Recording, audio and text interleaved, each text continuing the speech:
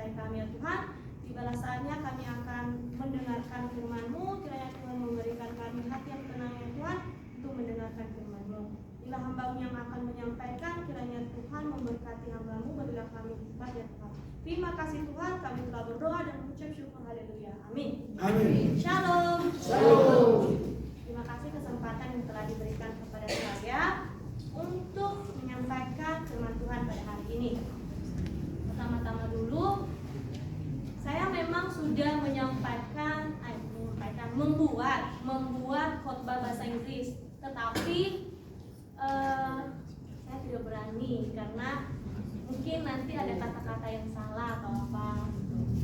Sebenarnya saya sudah membuat slide-nya, bahkan saya sudah konsultasi sama dosen bahasa Inggrisnya. Tapi dibilang semangat, tapi niat ini kayak yang mengajar dia semangat opung, tapi suaranya juga rendah, harus baik. nah itulah kenapa saya hari ini gimana ya, saya sudah capek-capek sampai udah kirim sama Pak Enos, Pak Martin, tapi yang mungkin takutnya salah, malu. Tapi nggak ada salahnya kalau mencoba, tapi ya next time memilih dengan berbahasa Indonesia saja. Amin. Amin. Mungkin ada adik-adik tingkat yang belum mengenal saya. Nama saya Khadidah Kristina Halawa, asal dari Nias. Saya semester 8, semester 7, masih belum semester 8 ya. Nah, saya prodi teologi. Sedikit lagi. Amin. Baik, langsung saja kita buka Alkitab kita yang terambil dari Ibrani 3 ayat 7 sampai ke 19. Yang sudah mendapatkannya katakan ini dia. Ini dia.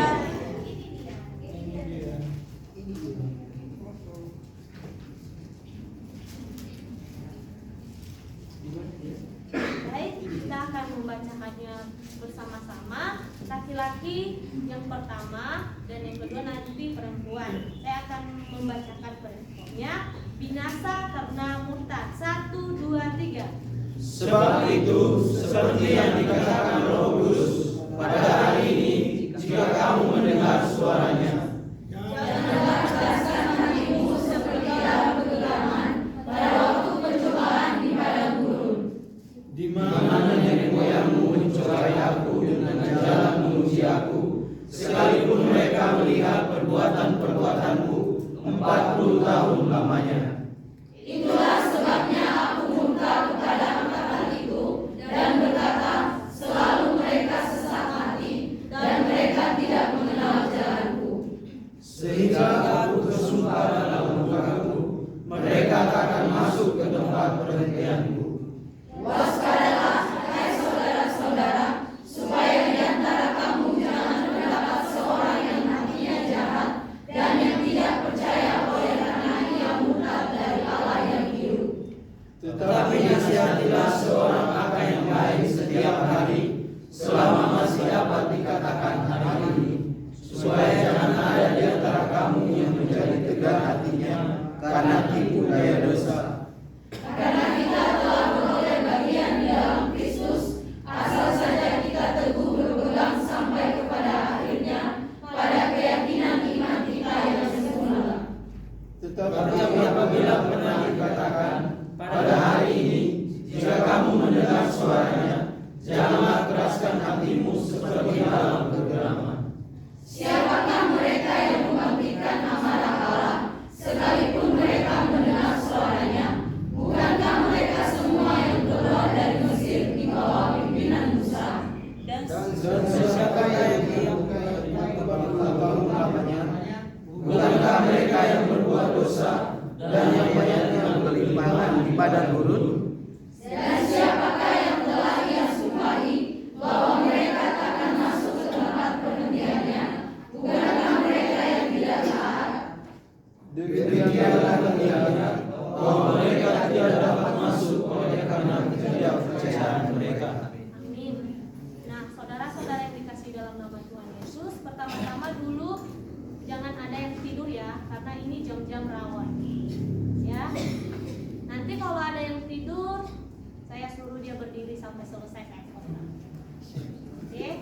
Saya tidak Siapa pengawasnya? Karena yang bisa kau lihat semua pengawasnya bagian pelayanan lah, atau di sekitarnya lah, pastilah ya. Baik saudara-saudara, kita lihat dulu latar belakangnya. Nah, latar belakang dari surat ini tidak mencantumkan namanya, sehingga tidak diketahui pasti siapa yang menulis kitab Ibrani ini.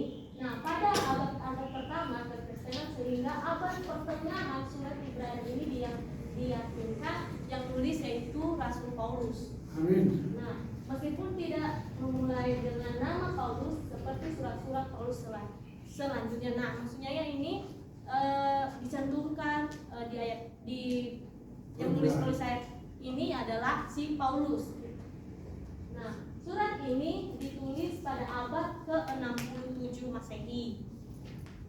Nah, ada peringatan ulang dalam surat Ibrani ini.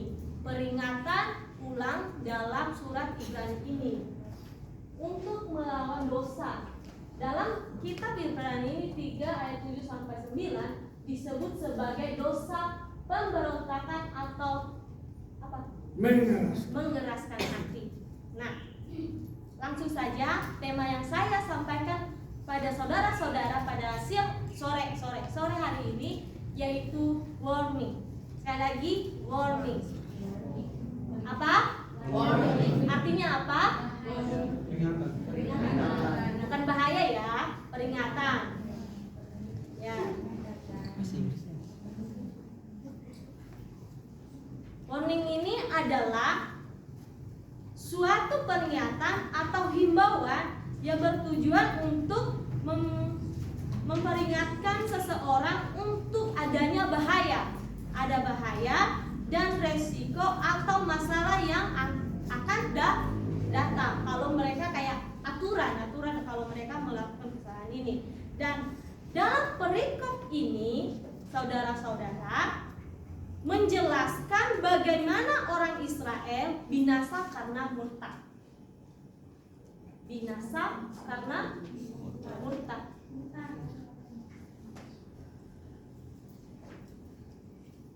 Nah, ayat-ayat ini berupa peringatan untuk tidak meneladani Israel. Untuk tidak meneladani Israel. Dalam ayat 7 sampai ke 11 menjelaskan kepada kita semua di mana waktu zaman orang-orang Israel dibebaskan Tuhan untuk keluar ke tanah perjanjian, tetapi mereka tidak sampai. Tidak setia. Iya, karena tidak setia kepada Tuhan, tidak mengikuti aturan yang Tuhan sudah tetapkan kepada mereka.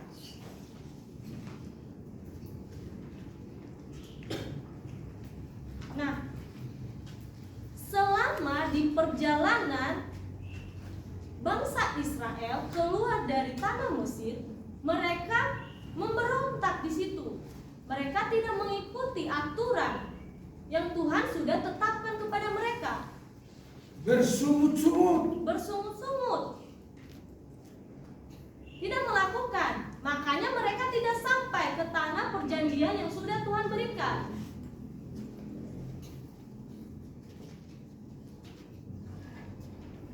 Dan di mana di dalam perjalanan mereka melewati pencobaan-pencobaan yang sangat dahsyat. Mereka melewati padang gurun. Padang gurun itu yang sangat panas, tidak ada makanan. Selama 40 tahun lamanya. Kita aja kalau nggak makan sehari gimana? Gak langsung mati, tapi pingsan. Iya kan?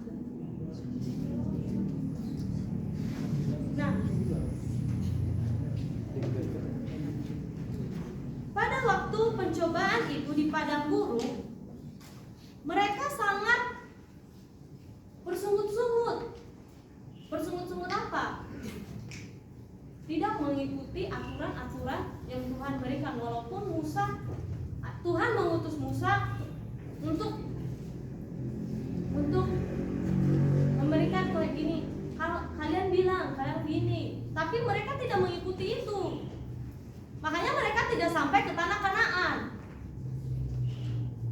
Yang sampai ke tanah Kanaan hanya 2 orang. Siapa yang tahu? Ya, good.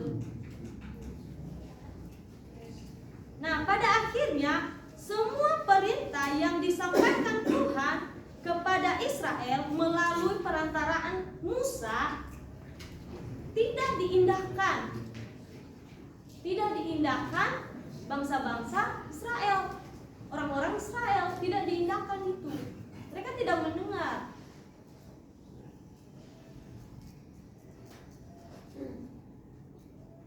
Setelah mereka melakukan perjalanan di padang gurun, mereka melakukan apa? Menyembah berhala. Mereka membuat patung dan mereka menyembah itu.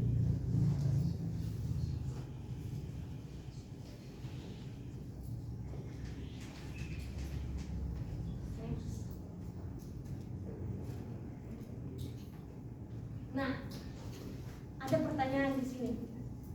Lalu bagaimana supaya kita tidak menjadi binasa dan murka? Kedua yaitu perintah-perintah apa yang menjadi himbauan kita untuk tidak meneladani Israel. Next. Yaitu satu yaitu waspada. Waspada di ayat yang ke-12. Kenapa dikatakan waspada? Apa yang dimaksud dengan waspada? Waspada itu hati-hati. Nah, apa yang dimaksud dengan waspada? Mewaspadai terhadap apa peraturan yang Tuhan berikan tadi. Kita harus mengikuti, waspada, karena Tuhan sudah memberikan nih. Kalau kamu melanggar ini pasti ada akibatnya. Saya tidak jauh-jauh mengambil contoh. Kalau ada peraturan itu kita kayak pengen melanggarnya kan, betul kan? Nah begitu, pengen banget melanggar peraturan-peraturan itu, tidak mengikutinya. Nah, mewaspadai terhadap hatinya yang jahat, yang tidak percaya. Nah, pada waktu percobaan di padang gurun, orang-orang Israel memiliki hati yang jahat. Nah, di dalam ayat yang ke-12 ini, waspadai hati saudara-saudara supaya di antara kamu jangan terdapat seorang pun hatinya jahat. Nah, di bangsa Israel di saat itu hati mereka bukan tidak baik, tapi lebih menggerutu dengan apa yang telah peraturan-peraturan yang telah disampaikan Tuhan melalui perantaranya Musa. Nah, perlu kita ketahui dulu apa yang dimaksud dengan hati. Hati adalah organ manusia yang sangat berfungsi. Kalau hatinya busuk, kalau hatinya tidak kepada Tuhan, pasti pemikirannya jahat. Apa yang ada di otak kita ini pasti hati kita yang lebih tahu dulu. Makanya nanti langsung kepikiran dan melakukan. Betul? Amin. Nah, makanya di bangsa Israel waktu itu mereka mempunyai hati yang jahat, saudara-saudara, menggerutu. Kedua yaitu mendengar nasihat Tuhan. Di ayat yang ke-13, pada waktu perantaraan si Musa, bangsa ini sangat tegur terhadap nasihat itu dan bebal. Bebal itu apa?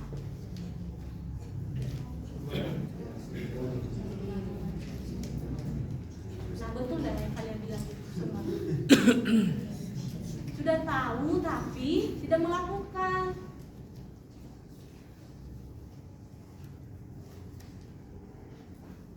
Nah, itulah bangsa-bangsa Israel. Janganlah sampai kita kayak gitu. Makanya ada peringatan ke mengulangi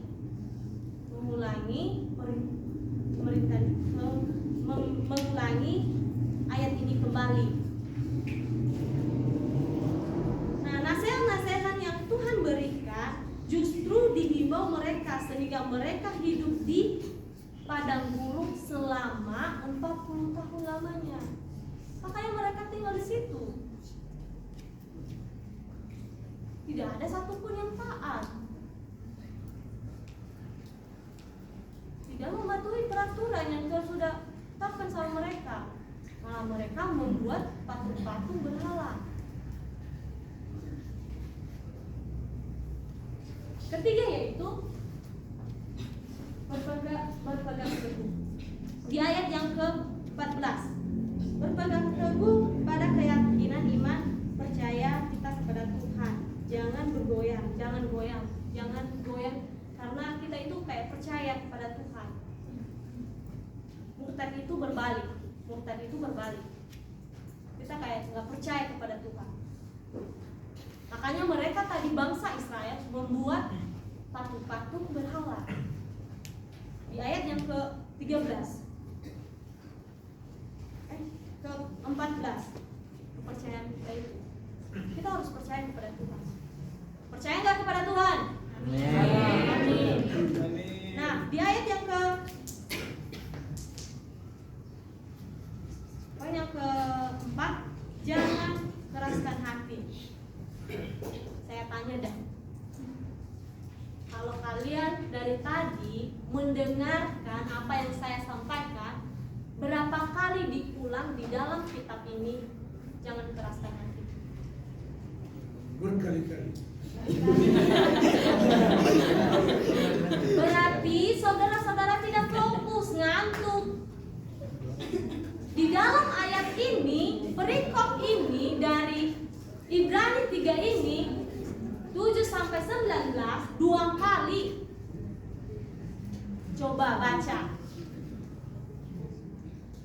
Kalau 2 kali diulang kata sedemikian, pasti itu penting. Jangan keraskan hati. Ya.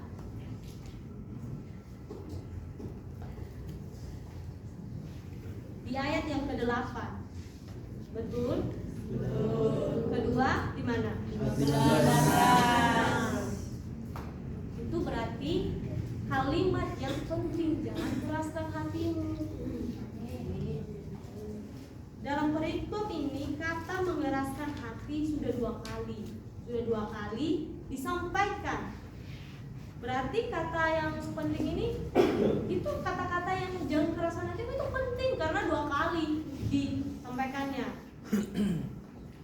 Tetapi inilah perintah-perintah kepada kita semua. Marilah kita menjalaninya. Jangan berburu semua apa yang Tuhan larang itu kepada kita. Jangan seperti bangsa Israel. Amin. Nah, poin yang kelima yaitu taat kepada Tuhan. Taat memiliki penerapan penting dalam kehidupan seseorang. Taat ini juga didefinisikan sebagai ketaatan kita kepada Tuhan, kepercayaan kita kepada Tuhan. Apakah kita udah percaya kepada Tuhan? Jangan amin-amin saja. Ya, tapi kita melakukannya. Kebanyakan sekarang saya datang ke gereja, saya bahkan duduk di sini, tapi di luar apa? Murtad itu berbalik. Apa deh yang kalian bahas?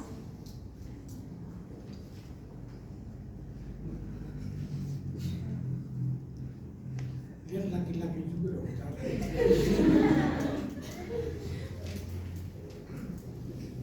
Nah itu ketaatan kita kepada Tuhan. Marilah kita taat, karena kita itu anak-anak yang Tuhan pilih supaya kita menyenangkan hati Tuhan. Amin. Amin.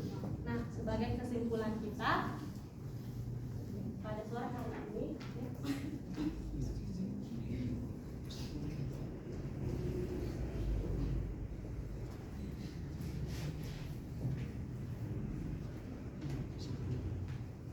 baik, saya akan membacanya. Sebagai kesimpulan kita di perikop ini, yaitu pada akhirnya sebuah perintah-perintah yang telah kita lihat dalam kitab Ibrani ini. Oleh sebab itu, marilah kita ingin terus melakukan kebenaran dan firman Tuhan, supaya kita menjadi orang-orang yang tidak lupa supaya kita jangan binasa karena dosa kita sendiri.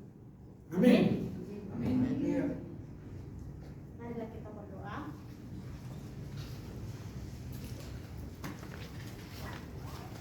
Terima kasih Tuhan, terima kasih kembali kami puji syukur kepadamu. Tuhan, kami sudah selesai mendengarkan firman Tuhan. Kiranya Tuhan memberkati kami, kegiatan kami serahkan dalam tangan-Mu selanjutnya. Terima kasih Tuhan.